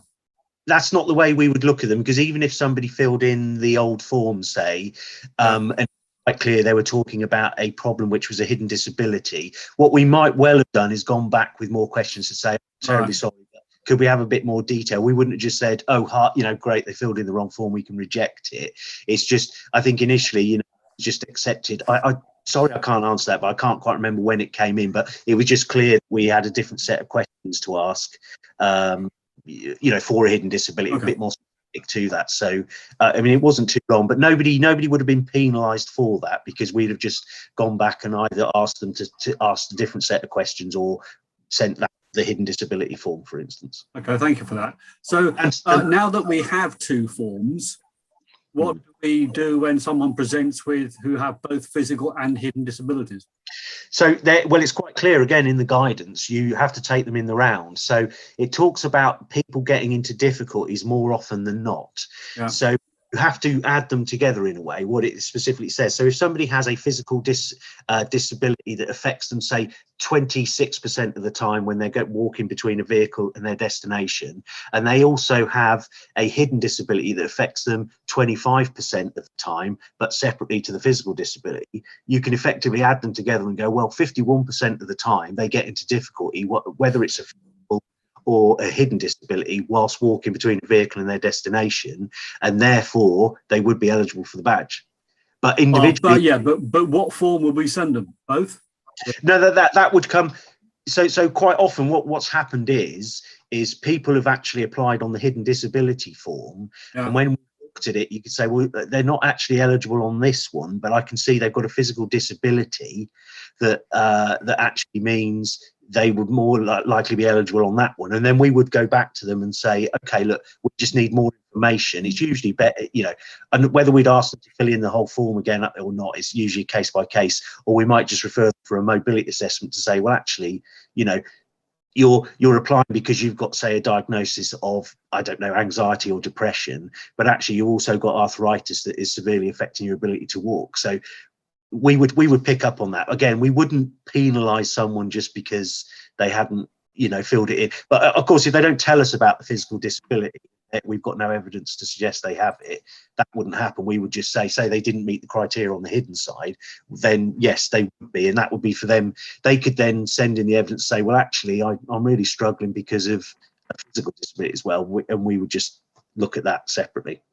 Okay, thank you, Gavin, and thanks for the comment on the chat. Yeah, and just out of interest, what would be the difficulty in joining both those forms together into one single form? It's not so much that, but it tends to be, I think it's the numbers. I think it's the actual numbers that are hitting both those categories is probably too small to make it worthwhile. And I think, to be honest, from what we would say is, from what I've seen, there's no indication that that's been a big issue. We're in effect, we're picking up on it if it is happening, but I wouldn't say that there's massive numbers in those categories. Apart from the fact that even one person who's wronged, if it solves the problem for one individual, it'd be worth doing just for the sake of a form. But yeah, we can only go on the information we receive. So, I think if you're not asking for it, you won't get it. Can I just thinking through, we have to be mindful about what's sensitive. I am, and I was actually going to come back to Gavin in it because we've got 20 minutes left and Gavin hasn't given his presentation yet. So thank you for the reminder, Melanie. No. we weren't going to have a specific presentation. It was more this question and answer because of that sort of technical knowledge. The bit that I was just going to mention, if that's okay, is we have to be careful about what information we ask of people. And if we combine the form, you could then be asking a lot more information than you actually need. And we have to be careful under data protection of what information we're gleaning. And we could be asking people lots of it's not beyond the realms of human wit to devise something that would actually solve both issues at the same time, simply because of the question that Nick asked. It's sort of like if someone's got predominantly a hidden disability, but they've also got a physical disability, they might not actually even answer the questions that might give them the blue badge by asking questions on the wrong form. So even if they sent both forms and say pick which one you want, I don't know. No, this just should be a really simple process to all of this. Well, again, there's potentially something around communication about where we have the information. This is what you do. You know, if you think you might be across the two, we could just sort of look at how we communicate that better, I think. Okay, great. So how did you wish to play it with Gavin moving? So really, just a question and answer, particularly around the technical things that we've been getting into anyway. So, okay. Well, I can't see any hands up in the forum, so I'm going to go back to ask. Oh, sorry. Did you have something for? Oh, Michael. Sorry, I didn't see you. Yep. Thank you very much. Yeah, I'm still. Thank you for that, Chairman. I'm still. Let me leave the video on or the camera on. Really, this is almost a reverse question. What is the mechanism for us to actually audit the forms that are submitted? I presume that by and large they're done online, for instance, as opposed to a paper version. But how do we audit the paperwork to make sure that the information that's been provided is not in any way misleading? I'm just wondering about those people who actually might see a loophole or feel that they can take advantage of a blue badge application. And are there situations, can I ask Gavin, where as a result of an audit or result of maybe an anonymous tip-off or something like that, is there a mechanism whereby we would then withdraw the blue badge application on the grounds that erroneous information has been provided by the applicant? Yeah, so sorry, if I could just finish off that previous point, but I think that's possibly more about the information we put on the website about, if people have a dual difficulties, the physical, that may be a way to address it. Say just put, the information you feel is relevant onto that forms.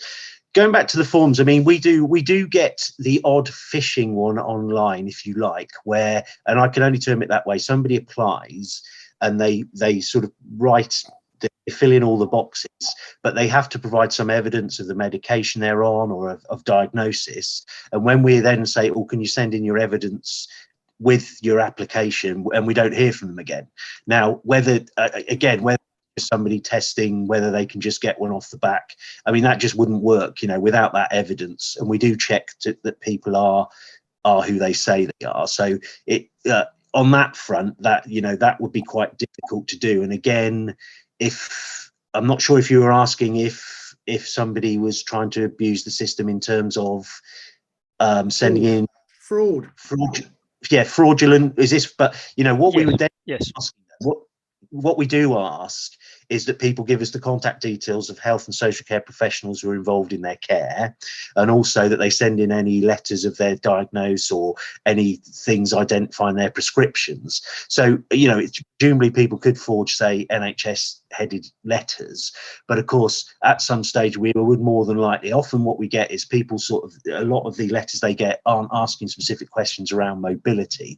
Now, we might have on our system some particular information about a person because we already know them, and then we can make that assumption, but that wouldn't be fraudulent. But if it's somebody we don't know and we've got a letter that sort of suggests they might be, we would then either ask them to say, oh look, if it was a physical disability, we put them forward to the mobility assessment and say, well, we don't know this person, we're going to come out for an assessment. And at that point they might decline it, and then it would go no further, they wouldn't get a badge. If it was a hidden disability, we might well then contact those health and social care professionals, and then if, for instance, they turn around and said, I have no idea who you're talking about, it wouldn't progress further either. So I'm not saying it's impossible to be fraudulent. But that's the point. We follow that same process for every applicant. You know, going back to what Melanie was saying, whether that's strict or not, I don't know. It's you know, following the guidance and making sure we've got the evidence to support the the evidence is there to support that application. Yeah, Gavin, thank you for that. But what about a situation where the blue badge is issued and subsequently, as a result of maybe an audit, it's found that the information that, as using our chairman's word, has been fraudulent? Do we actually go round then to the house and recover the blue badge? Or what is the mechanism that we have, if it's ever occurred, to actually withdraw a blue badge that has been issued to someone before the time in which it lapses, which I think is for 3 years?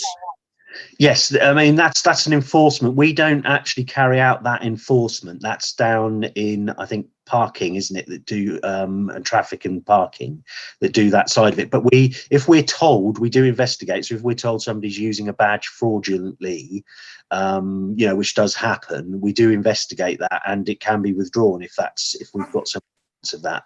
And if people, for instance, have no longer have a need for the badge, they are supposed to return it. So you are sort of reliant on them to some extent. But there is, you know, a traffic section. They do the enforcement part of it. But as we're told, we have brought people in to interview them to find out what's been going on. You know, that the person named on the badge is not been the one using it, for instance.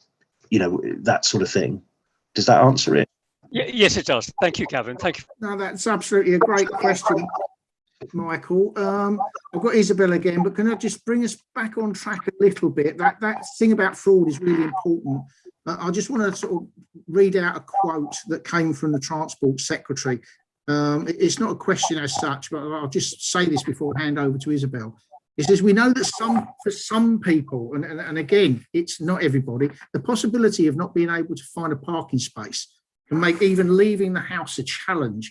And this is something that we came across in our isolation and loneliness review. So there is a direct linkage between these two issues. And it says, which is why the blue badge is so important. The scheme, which is already a lifeline for so many disabled people, as we already know, will make a huge difference to those with non-visible disability conditions, such as autism. We've mentioned these already: autism, dementia, Parkinson's, arthritis.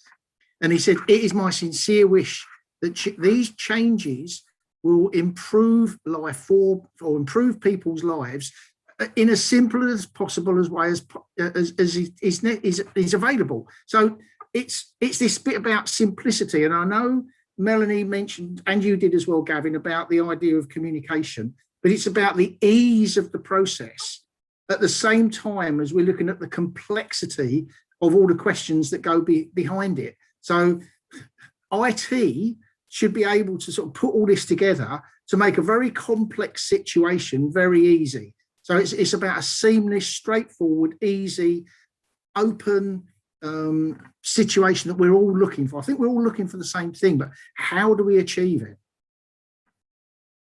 I mean, I think so. That goes back to, I mean, you know, you can sometimes slip into the assumption that somebody is eligible for the badge before they've actually applied, you know, and the point is, through the application, the difficulties they're having, the evidence they submit, or we can find on our own systems, is then matched to the criteria, and either they're then either eligible or not. If we're not sure, because it could go either way, that's where we might then use the expert assessor. We might try to sort of appoint an expert assessor to look at that, to say, okay, we need some, you know, help with that. But there isn't a zero-sum game for all the reasons you said. The people who are relying on it, the more badges we give out, the less spaces there are available for those who are, you know. Now we don't have any. Sorry, can I stop you there? Is there data on that? Can you back that up with data? What do you mean? Well, is there a finite number of blue badges that can be issued that would soak up all the blue badge spaces? Oh, we know we've got there's 500 blue badge bays in Bracknell, so about that 500, and we've got about 4,500 badges on issue. Now we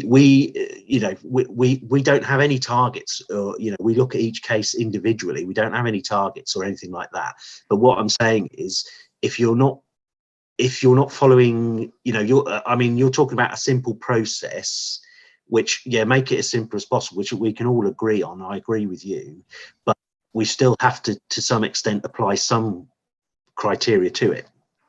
Again, going back to this thing about numbers, it would be really nice to see if there is a correlation between the number of blue badges issued, the number of blue badges available, and how many people can't get to use one, because sometimes you can go down the street and there's 2 and people can't get into them. You go into Sainsbury's, you go into somewhere like Sainsbury's, which has got 25, and they're all empty.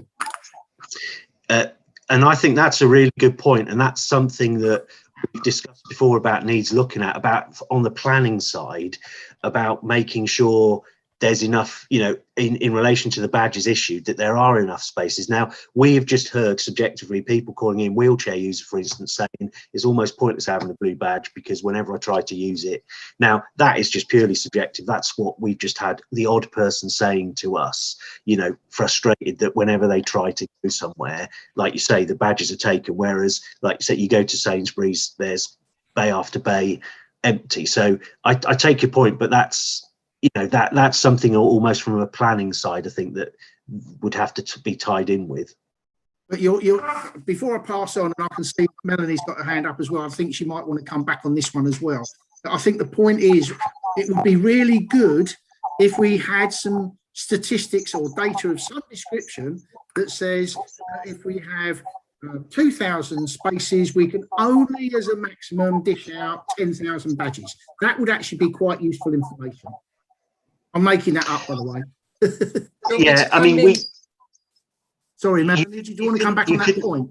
Yeah, I was just going to say, so there isn't a correlation, as Gavin's been saying, around, you know, we've got X number of spaces, so we can only have X number of badges. People travel beyond Bracknell, people come into Bracknell, you know, so you've got all of that dynamic as well. We can get the data of the amount of spaces that are within the borough, but there is the criteria for applications does not correlate with the number of spaces within the area. So the point so we wouldn't stop. Melanie, yeah. So the point that's being made is, if it's a case of supply and demand, and we can't control the demand, okay, are we trying to control the supply in the face of demand that we can't control anyway? So why is there a maximum number we can issue? There isn't a maximum number of badges that we can issue, because if you're eligible, you're eligible. If you're not, you're not. There's nowhere in the criteria and the guidance that says you only provide enough badges for the spaces that you have available within your borough. You could have somebody living on the borders or travelling around, so you can't make that decision. I suppose the only part, we were seeing. Sorry, so we don't have to make it harder for that supply and demand issue. We're just making it more robust to stop the elements of things like fraud that Michael Brossard was talking about. Yeah, yeah. But we have also got to make it easier as well. And I think that's one of those real takeaways here. And you said a few moments ago about we need to make sure we're communicating something that's really complex when you sort of get into the nuances of it, into something that's simple for people. And within that will help people's expectations of the badges. And it is just getting that balance. And I think that's the real takeaway for me about how we do our departmental review. All right, thank you for that. Was that your point of raising your hand? Yeah, I did a thumb first. I'm getting used to Zoom. Okay, so it's Isabel and then Mary, and then we're going to run out of time, I think. Thank you. I've got 2 questions. Thank you very much. This is about, I was a founder member of Ascot Area Alzheimer's Support Group. For 13 years, I took 2 or 3 people with dementia out for the day together with others, and we had some group badges. I believe the number of badges that they can issue to such a group is now less than it used to be. Am I right in that, please? Yeah, so they've changed the criteria on the you're talking about organisational badges. So yes, I am. Yeah, so it has to be to a organisation that cares for and transports people. So things like, say, Good Neighbours scheme, which is specifically about transporting people, or organisations that just transport disabled people from A to B, the idea is then they wouldn't receive a blue badge, because the theory is what they're encouraged to do is the individuals on that bus, if there's one individual on that bus that has the blue badge, they take it with them, and then that minibus, for instance, can use the blue badge. Because say that you've got one wheelchair user on the bus, then effectively you use their blue badge to to use the bays, if you like. I'm talking about dementia, which is different, and we used to take them out to keep their social behaviour, and we used to take them out for the day all over the place and keep their social behaviour. So all I'm saying is, what is the maximum that an organisation such as them, who actually benefit people who have got dementia, and keeps their quality of life up as long as possible? So again, it would go, what the guidance would say is, well, if those individual applicants are eligible for the badge, they should apply in their own right. But because the organisation, you would have to identify the need for the organisation to have a badge rather than the individual was, if you saw what I mean. Because in theory, that individual who's eligible for the badge wouldn't necessarily only be travelling on that organisation's bus. They might go in their, some daughter's car as well. They're private cars. Yeah. They're not buses. And people don't always have a member of the family who could sort that out for them. This is a problem. And the other thing is, I would like to ask, and I appreciate what you're saying. I know somebody who's very difficult, they've got a blue badge and he won't obey the rules. When you issue a blue badge, do you give them a guide about when or when not they can use the blue badge? Yeah, yeah, that all comes with it. And yeah, so they are actually sent a pack about their rights and responsibilities when the badge is delivered, which identifies, and it tells them about, they can use it for 3 hours on WO lines as long as it's not a loading bay or area, things like that. So they're given all that information. And like I said, it is all about that communication, and we're trying to improve the communication we give on the website that we give out. And it's quite a difficult balancing act, because we need to keep the language simple enough, but also people do, especially like I say on the hidden disability side, they are asking for more detail, and unfortunately it does get a bit technical about, and then medical, if you like, as well. So I think that's what we're trying to improve as we go, the whole communication. Yeah, well, this is parking on private land.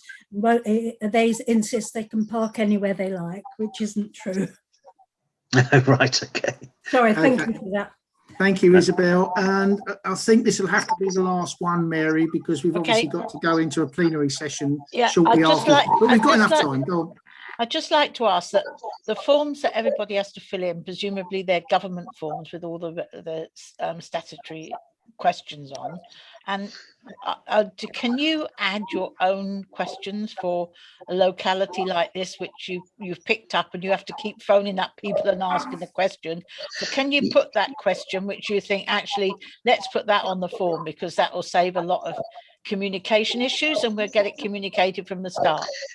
It's I mean, this has been, we can do our own forms, but the online form, some people apply through the gov.gov UK one, which is, we can't affect that, and it's a bit basic for the information you need. So and then we might need to ask, but yeah, we can design the forms to ask. But going back years, this is, and I was trying to put some questions on the physical form, and I was thinking, oh well, it must be a standard distance between streetlights. So you could ask somebody, how many streetlights can you walk past?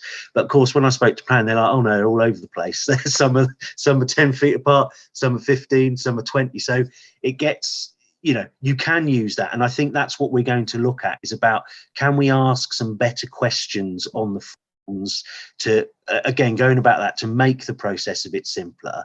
But it's not as easy as it sounds, because again, it's like, well, how long does it take you to walk to the local shops, for instance, or what sort of, depends how close the local shops are. So we're certainly, other authorities use them, scoring systems and stuff, which we don't do, which we could do. But again, it takes quite a while to make sure the questions are getting the results that you require. But I also think it might help with the anticipation of whether they're going to get, because if the questions are simple but include enough detail, from filling them in, you often get the idea this isn't going to be for me, or this is going to be what evidence would I have to prove this and everything. So there, it'll be more realistic completion, I think, of a form that was not just a basic question. Yeah, but I mean, I would say, yeah, I mean, that, and I suppose that's part of the problem, is that most of the people who apply for a badge either think they need it or deserve it, if you see what I mean. Yeah. And nobody ever asks, when you issue a badge, nobody asks on what grounds you've issued it. You know, they just, because if you see what I mean, they just assume that that's why they're applying. So there is definitely, I take your point about that. Perhaps that's what you should do then, not only provide information when you refuse it, but provide information when it's given it on what grounds they've been awarded the award, why they've awarded it. Because you give information when they've been refused it, but you just deliver it when it's been accepted. Yeah, because nobody ever asks. But then perhaps you should tell them, and then that would be, then that's publicity that would get out. I agree, and there's a whole heap of work we need to do to publicise this new criteria, and I think that's definitely been, again, around the communication. That's one of the big things about helping the public understand, okay, you know, this is the criteria, and then almost like a local one to say, well, look, this is how we're applying it in Bracknell, you know. So I think, yeah, you're right, that's a piece of work. Thank you, Mary. And I'm going to sort of go back on what I've just said, actually, because there's one final little question. It's like the elephant in the room. What would be the outcome if we did switch around? And I'm being a little bit mischievous, and said, actually, the default position is that you'll get a blue badge unless you can actually tell us why you can't have one. But then that's what I'm saying, you've moved beyond the sort of clinical side of things and moved beyond the guidance. You would then have to decide what your criteria is to say that, you know, because you then just said people, if in effect what you're saying is people can self-identify as needing the blue badge, and then I'm only asking what would be the outcome. What would it be? Mayhem? Would it be absolute chaos if we? Melody's nodding. Yeah. Melody didn't even want me to ask that question, but there we go. It was just something that sort of floated across my head, and I was thinking, why can't we just turn it all on its head? If there's a good reason why we can't turn it on its head, then that's absolutely fine. If it's absolute chaos, then we'll forget it. I think it would be chaos, and it goes back to that point about, you know, having an amount of parking bays within the borough and beyond, that then almost it would be easier to park in a in a regular space. I think, unfortunately, a lot of people do that. Yeah. So we won't go there. But anyway, look, can I just, I think at this particular moment, unless there's anything really pressing, we've got to sort of end the meeting now. So what I'm going to do basically is effectively just say, look, thank you very much indeed, both Melanie and Gavin. It's been absolutely essential that we've had this discussion. I think from my perspective, the words that jumped out of the page for me were the words explanation, expectation, fairness, and this thing about communication again. So obviously, we're going to have a plenary session amongst panel members, but is there anything you would like to wrap up with on that basis? I think we've all got this thing about communication, but Melanie first. I mean, is there anything you just want to finish the meeting with?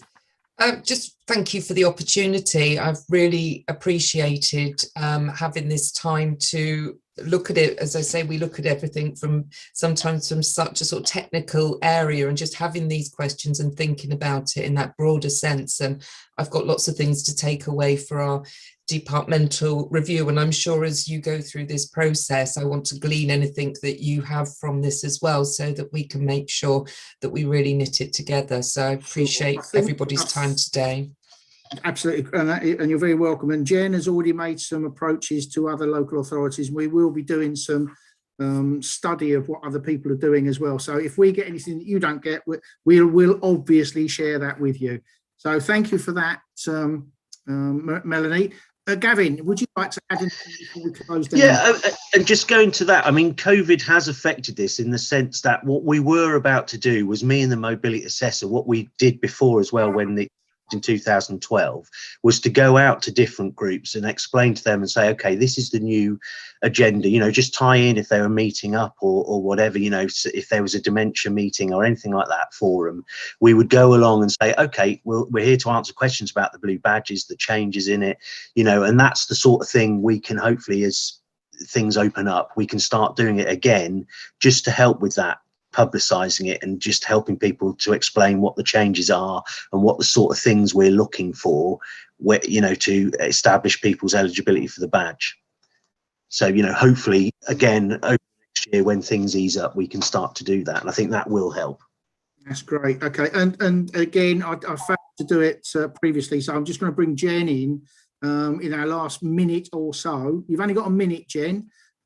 Is there any burning issue that arose in either of the two sessions that we need to tie down before we finish this session?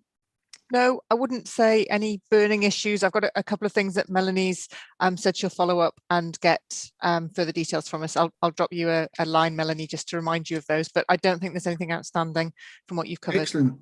So all it's needed now is to say thank you to everybody. Would all of the panel hang around while we end the broadcast?